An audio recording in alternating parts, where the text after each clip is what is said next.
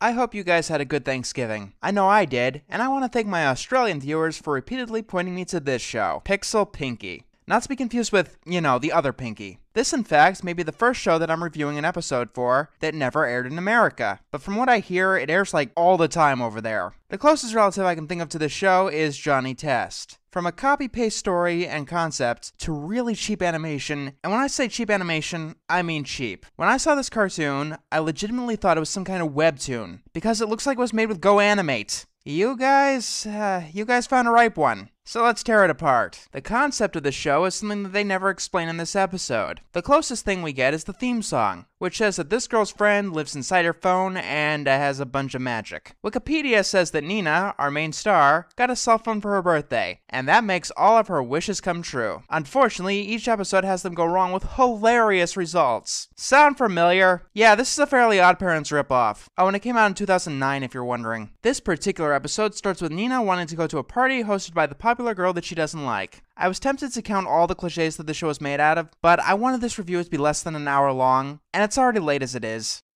I'm invited. I'm invited. In your dreams, Vincent. This is a flyer for a hardware store. Are you sure that this wasn't some 4th graders Go Anime project? Because it looks like some 4th graders Go Animate project. What shall it be? Red or aubergine? Oh, definitely red. Red is very in right now. Oh, I like the red. Go aubergine! Oh, but... Hey kids, let's count the cliches. The awkward love interest with a girl that doesn't give a shit about him. The bland mean girl character. Her 2 idiot parrot sidekicks. Absolutely no knowledge of fashion by fashion savvy characters. And instead using fake colors. Someone selecting one thing so everyone else selects the other thing. That's impressive. No, really it is. You could eat a bunch of cartoon collection DVDs and shit out something less regurgitated than this show. Nina gets invited to Susie's party because never explained, and then we learn that Nina has to babysit. Oh no, now Nina has to pick between doing her responsibility and going to that party that she really wants to. Will she pick the right one, or will she make a fool of herself doing the less responsible option? Oh, and I have no idea who the hell that guru guy is, if you're wondering. Babysitting the Peterson kids? Since when? Since 3 weeks ago. Who plans going away for a night 3 weeks in advance? I can understand for like the next weekend or something, but 3 fucking weeks? Means I thought you and Susie didn't get along. Why would you want to go to her party? Yeah, despite how much of a cliche this is, I've never really gotten why anyone does that. This show doesn't explain it either. So, Nina starts talking to her magic cell phone fairy. And yes, if you didn't know the concept of the show, this would come right the fuck out of nowhere. You see, with the Fairly Odd Parents, Cosmo and Wanda are near Timmy at almost all times, so their intervention doesn't come out of left field. Also, Pixel Pinkie talks with a horrible falsetto that's just not pleasant to listen to. No one can be in 2 places at once. Dexter, Jimmy Neutron, Timmy Turner, Johnny Test, Omi, Jake Long, SpongeBob, Pinkie Pie, Dodger Dare, Homer Simpson, and Dipper Pines. It never worked out once! So, Pixel Pinkie makes a new Nina. Can you poke it with a stick or something? I don't think that it's alive. It's exactly like you. Right, because the real Nina has those eyes. There are ways to differentiate the clone from the original without insulting the audience's intelligence, you know. Although, yes, this does seem to be a recurring problem. One that body swap stories have too. Happening? When I talk, I hear my own angelic voice, but it's coming out of your awkward and adolescent warped body. Why don't you ever use the voice that belongs to the body that you're in? Vocal cords aren't in the brain. Biology doesn't work like that. Bottom line, showing something to the audience that you don't show to the people in the stories that should know better is cheating! Oh, and the head of someone they said felt very real just fell off. Pixel Pinkie then decides to become the Nina clone.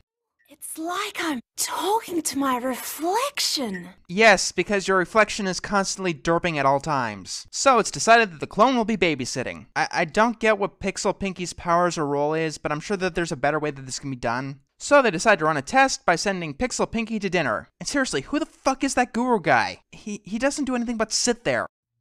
Means, I looked up your charts and your stars predict a major disturbance tonight. If I'd have to guess, I'd say he's her father, but fathers don't exactly read their children their horoscopes. Pixel Pinkie eats some of the soup and then explodes. I had to tell your parents we've been studying magic tricks to explain your cranial discharge back there. So, where is your family? Do you think the Peterson kids will like this trick? Ew. Way too much. Oh, and they're babysitting right next to the party. Because potatoes. Okay? First, the babysitting gig is 3 weeks in the future, and now you're telling me that you've never been to their house before. I'm assuming that you at least know who these people are. When the kids watch a Barney ripoff, that drives Nina over the edge. Yeah, sending your magical servant to do your work. That's nice. Yeah, when that happens to the Fairly Odd Parents, they kinda got upset about that. We're doing this? For real? We're right next door. Those kids aren't going anywhere. What could possibly go wrong? Dumb ways to die. So many dumb ways to die. Dumb ways to die. So many dumb ways to die. So, Nina tells Pixel Pinkie to babysit, and wants a spectacular entrance to the neighbor's party. She gets a rocket up her ass and flies into Susie's pool. Then everyone starts going in the pool, and we learn that Pixel Pinkie is tied to the phone. When it gets waterlogged, so does Pixel Pinkie. This goes absolutely nowhere, and Pixel Pinkie wants ideas. The idea is hide and seek. This works about as well as you think, as Pixel Pinkie doesn't even know how to use a fucking door. Being Nina is harder than I imagined. These door things take some getting used to. Who the fuck are you talking to? You're supposed to be hiding. Hey, check out Nina. She's climbing a tree. Hey, look, it's someone no one cares about doing something completely uninteresting. So the twins go right into a stranger's backyard, one that was gated off. Oh, dude, did I hear a little kid's voice? Totally. Hey, listen, it's something that I couldn't possibly care about and it wouldn't affect me in any way. They point to Pixel Pinkie, whose arm has fallen off because that's not horrifying in the slightest. I should have never tried to do two things at once. Next thing you'll be telling me is that it's wrong to hit people, or that it's wrong to steal. Nina starts running and hiding because, I don't know, when she runs to her crush. They have some not very interesting conversations. Do you like red?